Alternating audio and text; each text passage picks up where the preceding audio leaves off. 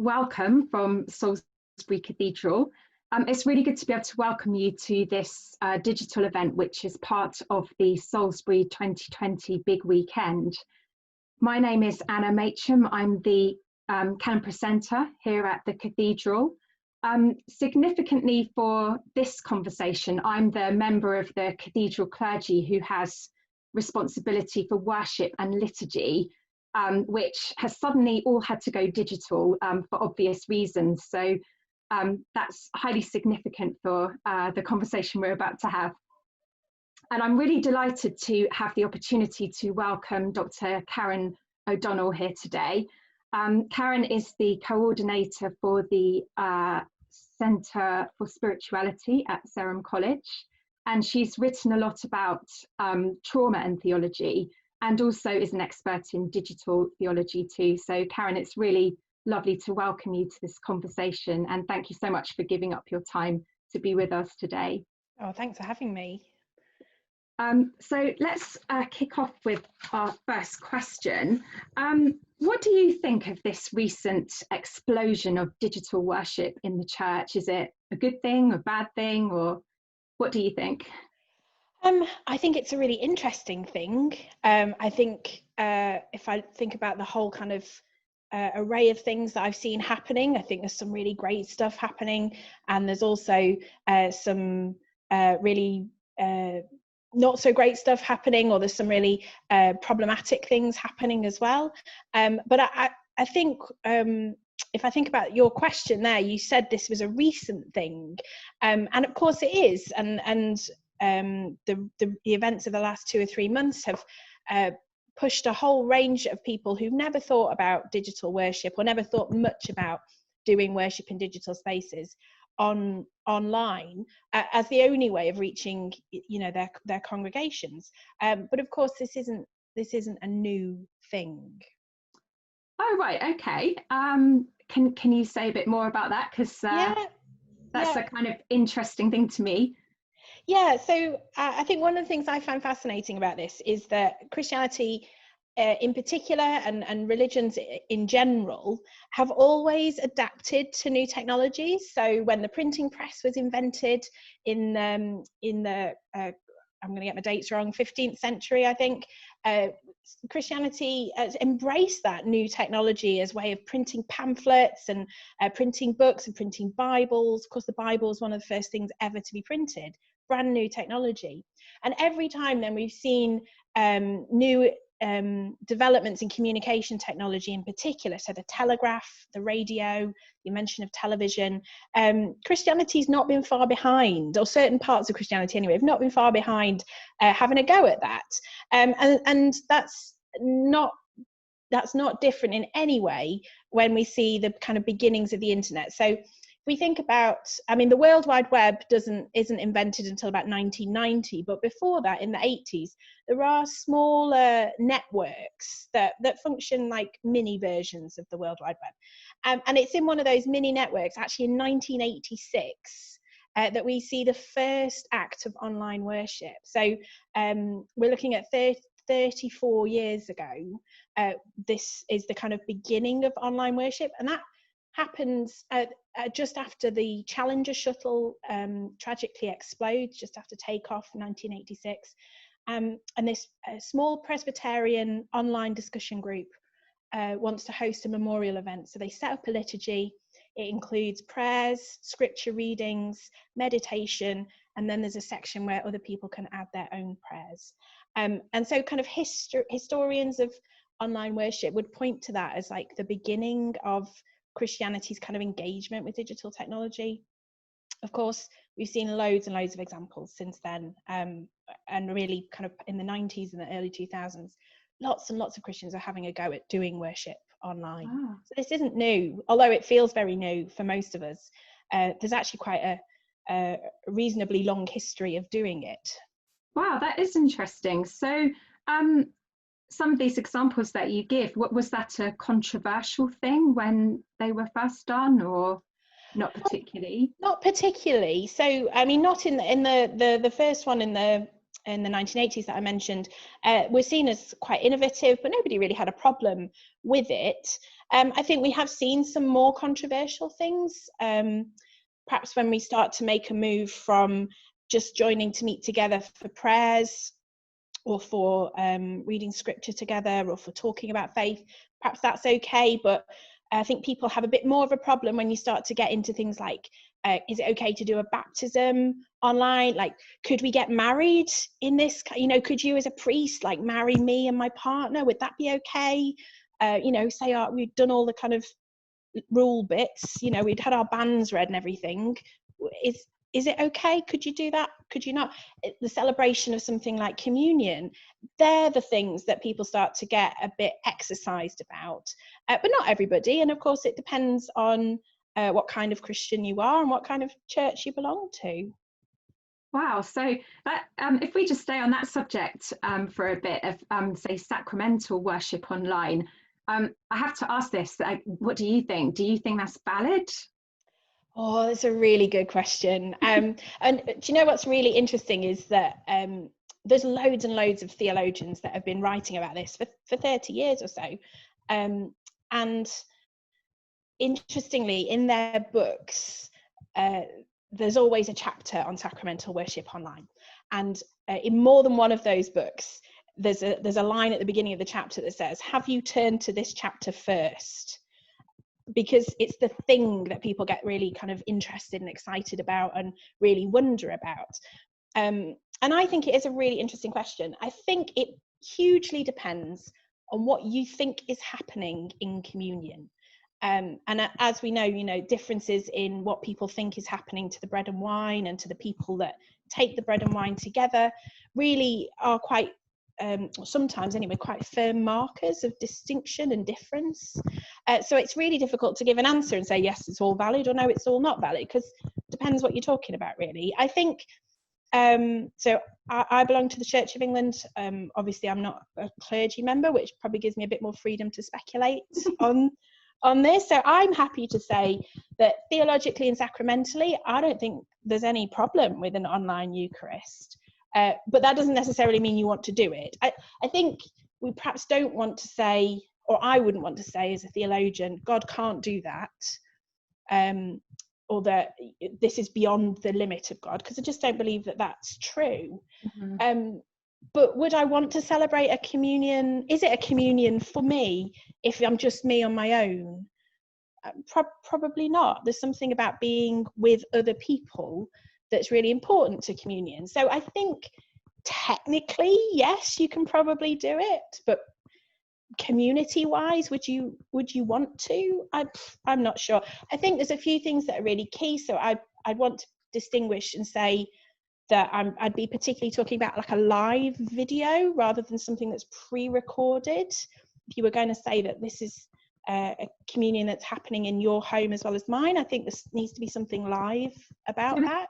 With sacraments, there's something about it happening in real time that's important. Yeah. So I think I'd struggle to say, oh, here's a video of somebody that said Mass 3 years ago and I'll watch it and that's a communion for me, because I don't think that's real. But I think there's something quite different watching it happen live. So I think that's interesting. Mm-hmm. But I think the other thing that I would want to say is that there's lots of resources in Christian history for thinking about communion in weird ways.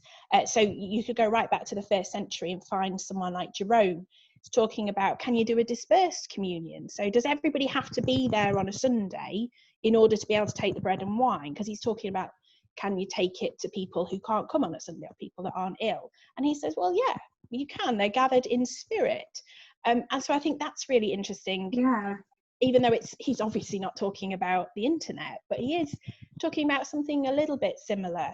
And, you know, we could look at someone like Thomas Aquinas in the Middle Ages, talks about how you can receive all of the good of the communion by watching it. So you don't have to eat it. Now, he would say you should eat it sometimes, but that also you can spiritually receive what's good about the Eucharist just by looking at it. So Sorry, does Okay.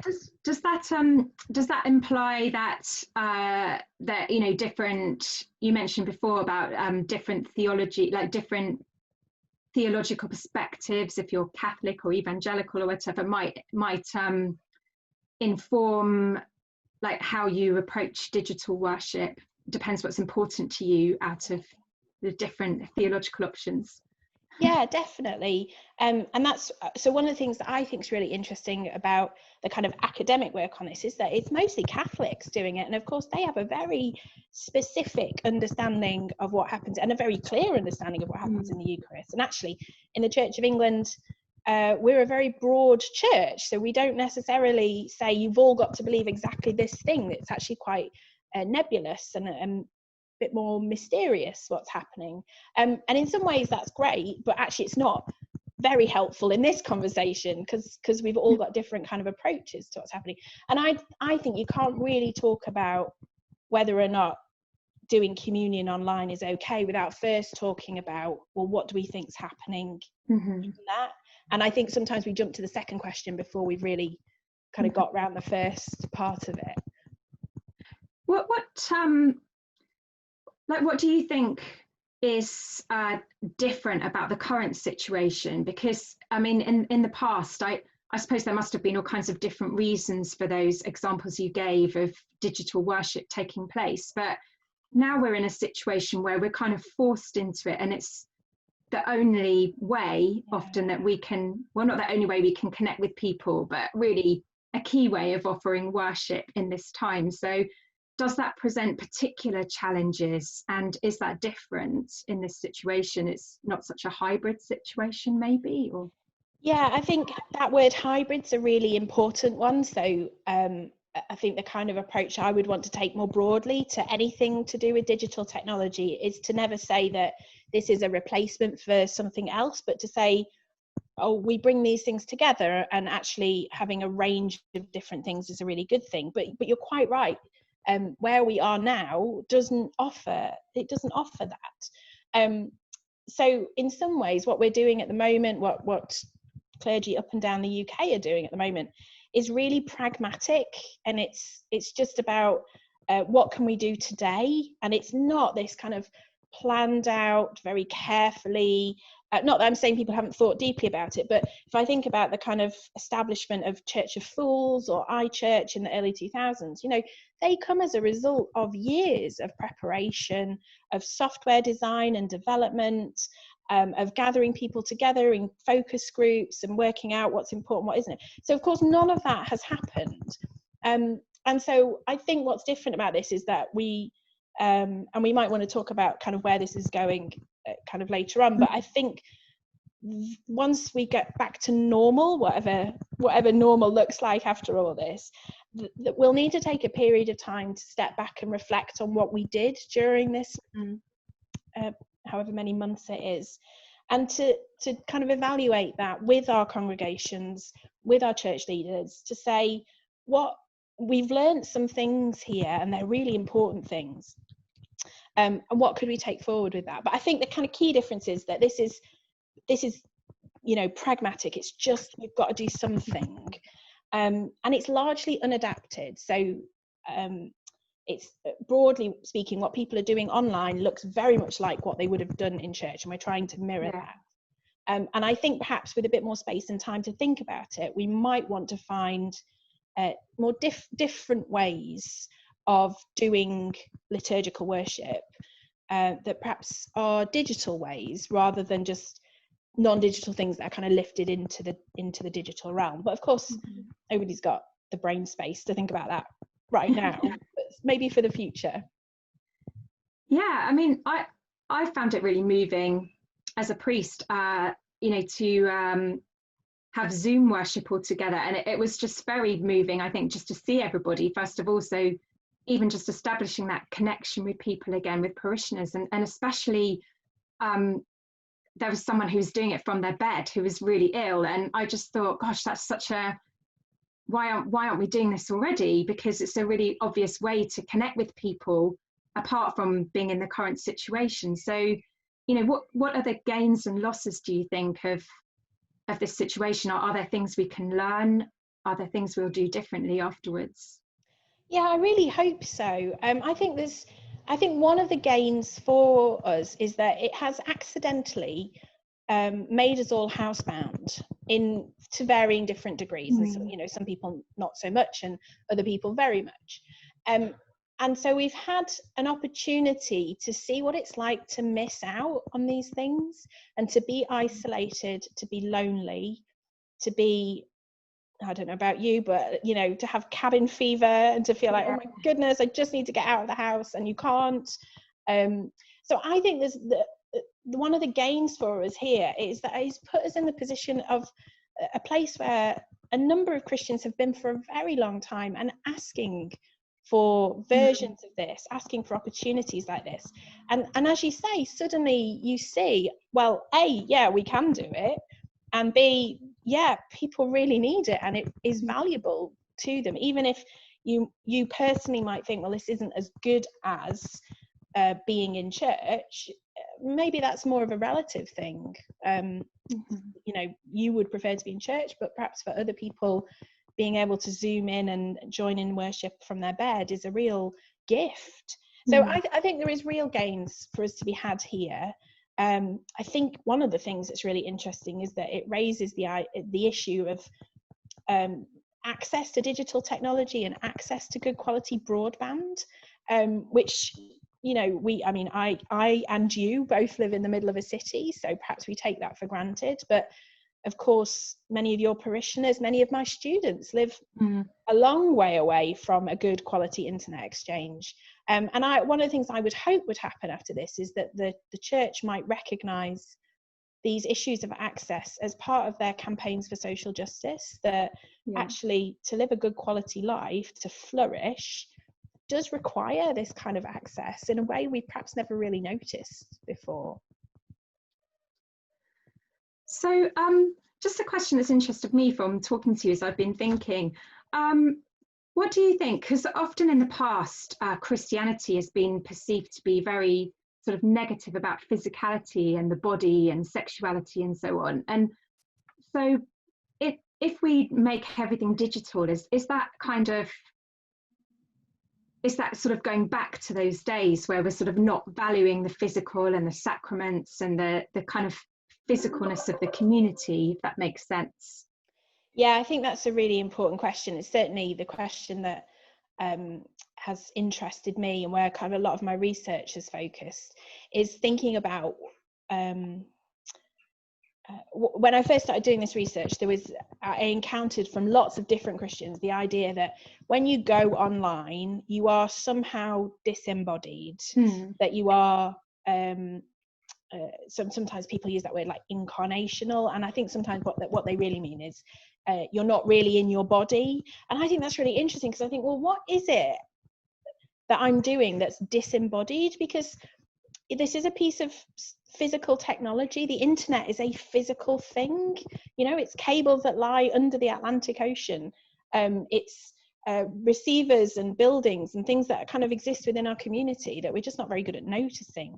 And I think it's this noticing that's really important. So I don't believe we are disembodied when we go online, but I think that we're perhaps differently embodied, or perhaps the body becomes easier to ignore in digital spaces. So you can think about the awful things that people say on the internet, the horrible things that teenagers, not even teenagers, but lots of people say on the internet. And I think people do that because they fail to recognize the humanness of the people they're talking to.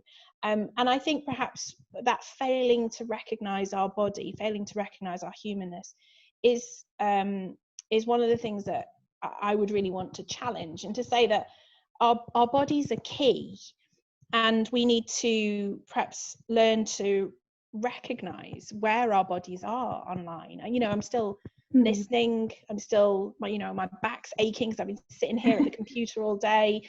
You know, I'm hot because it's a hot sunny day when we're recording this. So my body is not separated from this experience. But I guess my encouragement would be to recognize the ways in which we are embodied in these spaces. Some of that, again, comes back to these questions of social justice, because much of our digital technology is made by people whose bodies we forget. It's made by people in third world countries, in developing nations that are paid very little and work in very dangerous situations, and we don't recognize their embodiedness in this internet world either. So I think bodies are really important. I don't think there's any way we can ever be disembodied, and our theology comes out of our bodies.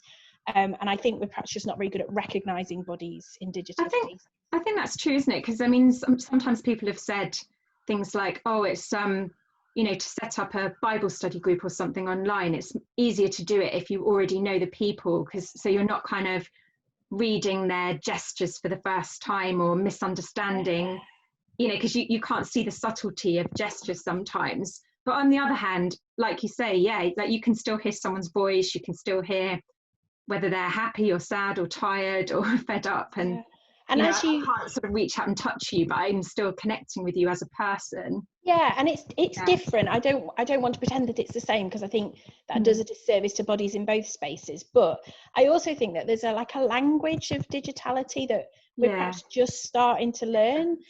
So I know when I teach students, most of the time I teach them in a classroom, but sometimes I teach them in digital spaces as well. And you learn to read absences. So if you think about kind of a forum or something like that, because I know my students, because I've met them, I've hung out with them before, I know what they're interested in, I can read the gaps and the absences the same way that I might, standing in front of a classroom, read, you know, the kind of person that's like, oh, arms folded, I'm a bit fed up with this, I don't really agree, you know. So there's a whole language for us to learn there, and we're only just starting to do that. We're just learning the kind of basic vocabulary. What do you think?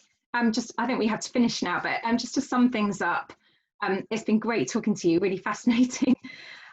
What sort of one lasting thing do you think we could take away from this time to kind of inform how we do church differently in the future and better?